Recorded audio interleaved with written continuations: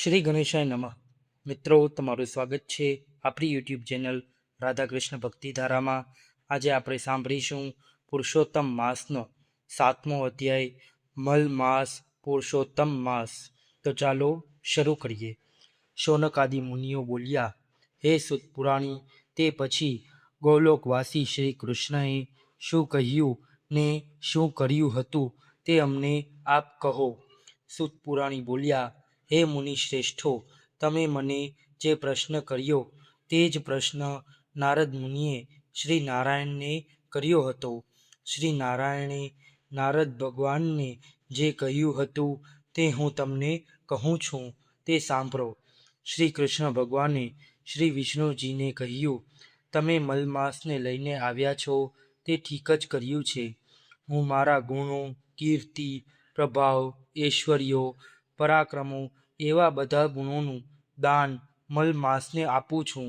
તેમજ લોકમાં તથા વેદમાં મારું પુરુષોત્તમ નામ જાણીતું છે. હું આ મલમાસને તે નામાભિધાન અર્પું છું.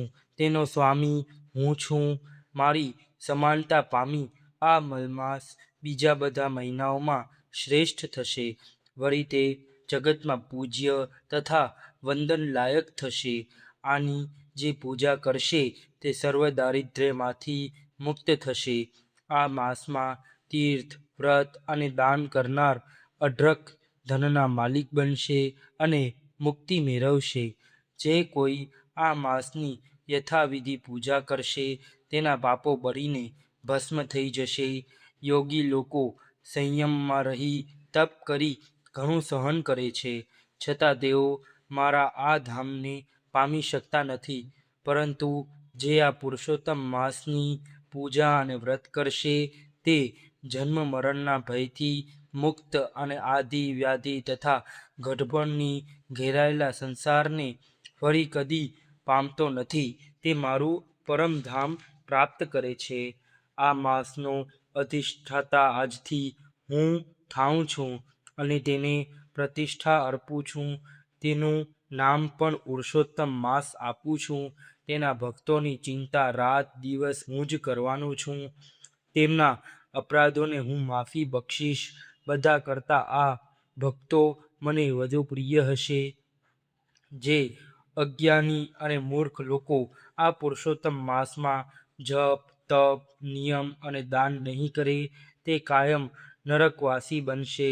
ઉપરાંત તેને આ લોકમાં પુત્ર, પૌત્ર તથા સ્ત્રીનું દુઃખ સહન કરવું પડશે. તે કદી ભાઈ, પુત્ર, સ્ત્રી, ધનનું સુખ હાંસલ નહીં કરી શકે.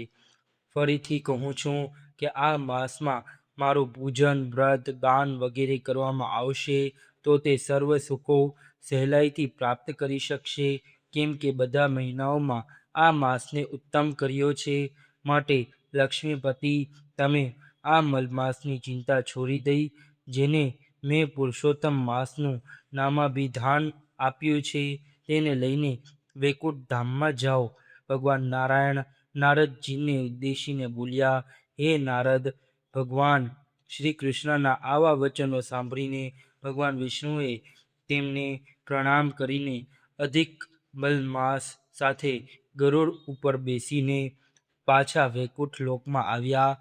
તે દિવસથી મલમાસ પુરુષોત્તમ માસના નામે ઓળખાવા લાગ્યો. આમ શ્રી બૃહનારદીય પુરાણના પુરુષોત્તમ મહાત્મ્યનો મલમાસ પુરુષોત્તમ માસ નામનો 7મો અધ્યાય પૂર્ણ થાય છે. હવે આપણે પુરુષોત્તમ માસની પાવન કથા વાંચીએ. ઉમામાની કથા. એક દિવસ શિવજી અને પાર્વતીજી સામાન્ય સ્ત્રી પુરુષના સ્વરૂપમાં લાર મારવા નીકળ્યા. આ સમયે પુરુષોત્તમ માસ ચાલતો હતો.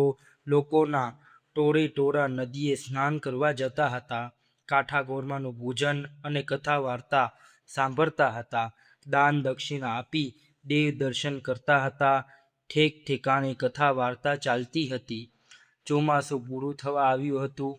ખેતરો ધાન્યથી લચી પડતા હતા. શિવજી અને પાર્વતીજી આવા એક ખેતરમાંની કેડી પર ચાલવા લાગ્યા. એ બાજરીનું ખેતર હતું.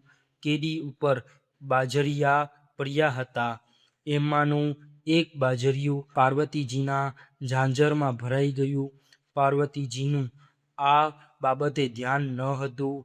જ્યારે તેઓ ખેતરની બહાર નીકળ્યા ત્યારે પાર્વતીજીની નજર પગના ઝાંઝરમાં ભરાયેલ બાજરિયા ઉપર પડી. બાજરિયામાં લીલાછમ દાણા ચમકતા હતા. પાર્વતીજી બંને હાથ વડે બાજરિયું મસરીને દાણા કાઢીને ખાવા લાગ્યા. બાજરિયાના કૂણા દાણા ખાતા જોઈને શિવજી બોલ્યા, હે દેવી, ખેતરના માલિકને પૂછ્યા વગર તમારાથી બાજરિયું ખવાય નહીં, એ ચોરી ગણાય. તમે પાપમાં પડ્યા. હવે આ દોષમાંથી મુક્ત થવા માટે બાજરાના દાણા ખાધા હોય તેટલા દિવસ આ ખેતરના માલિકને ત્યાં રહી કામ કરો. ખાધેલ દાણા 365 થતા હતા. પાર્વતીજીએ આ વાત સ્વીકારી લીધી. શિવજી પાર્વતીને ત્યાં મૂકીને ચાલ્યા ગયા. પાર્વતીજીએ બ્રાહ્મણનું સ્વરૂપ ધારણ કર્યું અને ખેડૂતની ઝૂંપડીએ આવ્યા.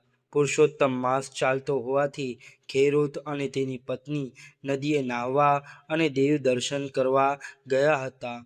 ખેડૂત સામાન્ય સ્થિતિનો હતો. પતિ પત્ની ઘણા ધર્મિષ્ઠ હતા. તેમને એક 10 વર્ષની દીકરી હતી. પાર્વતીજી ઝૂંપડી નજીક ગયા. ખેડૂત પતિ પત્ની ઘેર આવ્યા એટલે પાર્વતીજીએ તેમને કહ્યું, હું એકલી છું, મારું કોઈ નથી, મને કોઈ કામે રાખો. 2 ટક ખાઈશ અને કહેશો એ કામ કરીશ. ખેડૂત દયાળુ હતો. તેને કહ્યું, બહેન, તમારે ખુશીથી રહો, ખાવાની ખોટ નથી, પણ તમારું નામ જણાવો. પાર્વતીજી બોલ્યા, મારું નામ ઉમા છે, જાતે બ્રાહ્મણ છું. પાર્વતીજીના પગલાં ખેડૂતના ઘરમાં પડતા જ તેના ઘરમાં સમૃદ્ધિ ઉભરાવા લાગી. 10 ગણો પાક થયો. ઉપરાંત ગામમાં પણ સુખી થયું. રોગ, બીમારી, શોક, સંતાપ ગયા. ખેડૂતના કુટુંબ સાથે તે એટલા બધા હળીમળી ગયા કે બધા તેમને ઉમામાં કહેતા. પુરુષોત્તમ માસ પૂરો થતાં ખેડૂતે તેનું ધામધૂમથી ઉજવણું કર્યું. વખત વીતતો ગયો. પાર્વતીજી આનંદ અને પ્રેમથી બધું કામ કરે, રાંધીને બધાને જમાડે. આમ કરતાં 300 દિવસ પૂરા થયા. એક દિવસ ગામના લોકો ભેગા થયા કાશીની યાત્રા કરવા. સંઘ કાઢવાનું નક્કી કર્યું.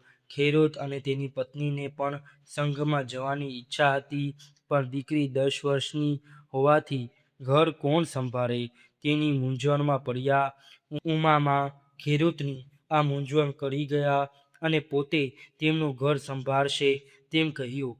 જેથી ખેડૂત પતિ પત્ની પણ સંઘમાં જોડાયા અને આખું ઘર ઉમામાને સોંપ્યું. વિદાય વેળાએ ઉમાએ ખેડૂતને લાલ રંગનું કપડું આપતા કહ્યું, ભાઈ, આ કપડું લેતા જાઓ અને ગંગાજીમાં નહાતી વખતે આ કપડું તેમને અર્પણ કરીને કહેજો કે ઉમામાએ ભાવથી મોકલ્યું છે, માટે હાથોહાથ સ્વીકારો. ખેડૂત મનમાં હસ્યો, પણ ઉમામાને ખોટું ના લાગે એટલા માટે કપડું લઈ લીધું અને પોટકામાં મૂક્યું. સંઘ તો વાજતે ગાજતે રવાના થયો. પુષ્કળ ગાડા જોડાયા. રસ્તામાં આવતા યાત્રાધામના દર્શન કરતા સંઘ કાશીએ પહોંચ્યો. આખો સંઘ ધર્મશાળામાં ઉતર્યો. સ્નાન કરી કાશી વિશ્વનાથના દર્શન કર્યા. પછી ભોજન લઈ બધા સૂઈ ગયા. બીજા દિવસે પ્રાતઃકાળે સૌ ઉઠી નિત્ય કર્મથી પરવારી મણિકર્ણિકા ઘાટ પર સ્નાન કરવા ગયા. ગંગા સ્નાનનો એટલો બધો હરખ હતો કે ઉમામાનું કપડું પોટકામાંથી લેવાનું જ રહી ગયું. પોટલું ધર્મશાળામાં પડ્યું રહ્યું. સ્નાન, ધ્યાન, દેવ દર્શન અને દાન દક્ષિણામાં 5 દિવસ વીતી ગયા. સંઘ પાછો ફર્યો. પાછા ફરતા અડધા રસ્તે ખેડૂતને યાદ આવ્યું કે ઉમામાનું કપડું તો પોટકામાં જ રહી ગયું છે. ખેડૂતનો જીવ બળવા લાગ્યો. એ તો ગયો સંઘપતિ પાસે અને જઈને વિનંતી કરી કે સંઘ 5 દિવસ અહીં રોકાયા તો હું કપડું ગંગા માને દેતો આવું. સંઘના આગેવાને જંગલમાં રોકાવાની ના પાડી દીધી અને ખેડૂત અને તેની પત્ની એકલા પાછા કાશી ગયા. આ બાજુ સવાર પડતા સંઘના આગેવાને સંઘને આગળ વધવાનો આદેશ આપ્યો. રાવટીઓ સંકેલી લેવાઈ. બધાએ સામાન બાંધીને ગામડામાં મૂક્યો. ગામડાવાળાઓએ બળદને ઊભા કરવા કોશિશ કરી, પણ બળદ ઉઠતા નથી. બળદને લાકડી વડે ઘણા મારવા છતાં બળદ ઊભા થતા નથી. આખો સંઘ મૂંઝાઈ ગયો. હવે શું કરવું? આખરે થાકીને ફરી ત્યાં જ પડવા નાખ્યો. બળદ સાંજ ન થયા ત્યાં સુધી આગળ વધવાનો ઉપાય ન હતો. આ બાજુ ખેડૂત અને તેની પત્ની ચાલતા ચાલતા 5 દિવસે કાશીએ પહોંચ્યા. તેઓ સીધા ગંગા ઘાટ ઉપર ગયા. પ્રથમ સ્નાન કર્યું. પછી પતિ પત્ની કેડ સમા પાણીમાં જઈને ઊભા રહીને ગંગાજીને પ્રાર્થના કરીને કે ઉમામાએ આ કપડું મોકલાવ્યું છે, હાથોહાથ લેતો જ આપવાનું છે. ત્યાં જ ચમત્કાર થયો. ઘરમાંથી રત્નકંકણ પહેરેલા 2 હાથ બહાર આવ્યા અને કપડું સ્વીકારી અદૃશ્ય થઈ ગયા. ખેડૂત અને તેની પત્ની આ જોઈ આશ્ચર્ય સાથે ગદગદિત થઈ ગયા. આજે ખેડૂતને ઉમામાનું સતનું પારખું થઈ ગયું હતું. પછી તેઓ પોતાના ગામ તરફ જવા નીકળ્યા.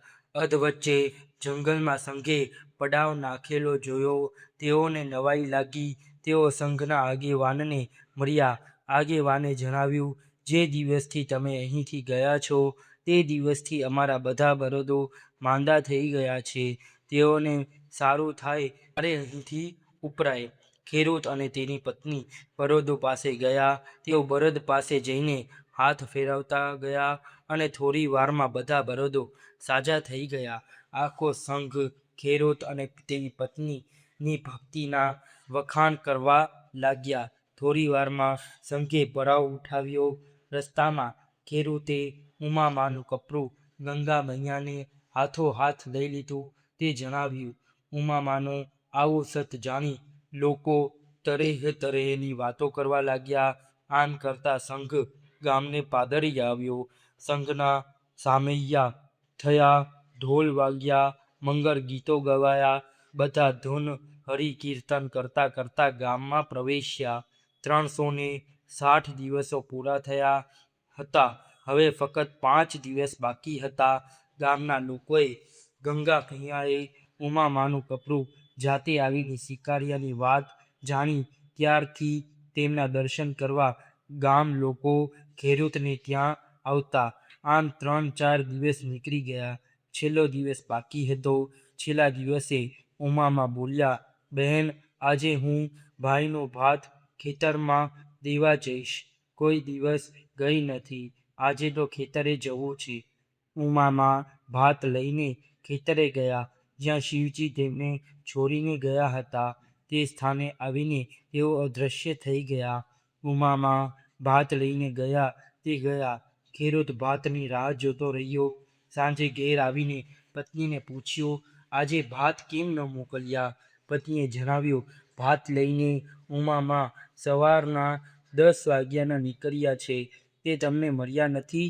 આ વાત જાણી ખેડૂત અને ખેડૂત પત્નીને ચિંતા થઈ. તેઓ બંને તરત ઉમામાની શોધ કરવા નીકળી પડ્યા. આખું ગામ ફરી વળ્યા, પણ ઉમામાનો કોઈ પતો લાગ્યો નહીં. છેવટે ઘેર આવીને ખેડૂતે પત્નીને જણાવ્યું, હવે ઉમામા આવીને મને થાળી પીરસે તો જ જમું, નહીં તો ભૂખ્યો રહીશ. આમ કરતાં 4 દિવસ વીતી ગયા. પતિ અને પત્નીએ પણ જમવાનું ત્યજી દીધું. 5મા દિવસે પાર્વતીજી પ્રગટ થયા. 4 દિવસના ભૂખ્યા પતિ પત્ની તેમના પગમાં પડ્યા.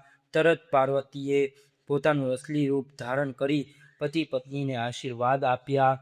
આશીર્વાદ આપીને પાર્વતીજી જવા લાગ્યા ત્યારે ખેડૂતની પુત્રીની વિનંતીથી તેને ભાઈ મળશે તેવા આશીર્વાદ આપ્યા. આશીર્વાદના બળે ખેડૂત પત્નીએ 9મે માસે પુત્રને જન્મ આપ્યો. પવિત્ર પગલાં જો પડે, પાવન થાય ઘરબાર, સફળ થાય અવતાર, સુખ સંપત્તિ સર્વ મળે. બોલો પુરુષોત્તમ ભગવાનની જય. નીચે ટેગ કરેલા પ્રોડક્ટ તમને ખૂબ જ પસંદ આવશે, તેથી એકવાર જરૂર જોજો. તમને આ વિડીયો પસંદ આવ્યો હોય તો અમારી ચેનલને સબસ્ક્રાઈબ કરજો, વિડીયોને લાઈક કરજો, શેર કરજો. ધન્યવાદ. હર હર મહાદેવ.